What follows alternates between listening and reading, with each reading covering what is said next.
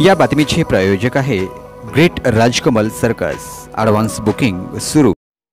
मुख्यमंत्री देवेंद्र फडणवीस यांनी केंद्रीय गृहमंत्री अमित शहांची नवी दिल्लीत भेट घेतली आहे। त्यामुळे स्थानिक स्वराज्य संस्थांच्या निवडणुका आधी महायुती सरकारमध्ये महत्त्वाचे बदल होण्याची चर्चांना जोर धरला आहे। वादग्रस्त ठरलेल्या आरोप झालेल्या मंत्री आणि आमदारांची संख्या मोठी आहे। यातील सर्वाधिक मंत्री शिवसेनेचे आहेत। संजय शिरसाट, माणिकराव कोकाटे यांच्यासह शिवसेनेचे मंत्री संजय राठोड, भरत गोगावले, योगेश कदम, राष्ट्रवादी काँग्रेसचे मंत्री नरहरी झिरवळ, भाजपचे मंत्री गिरीश महाजन यांनाही मंत्रिपदावरून दूर केलं जाऊ शकतं।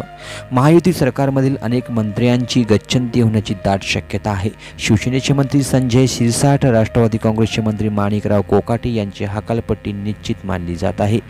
शिरसाट यांचा बेडरूममधील व्हिडिओ समोर आला आहे।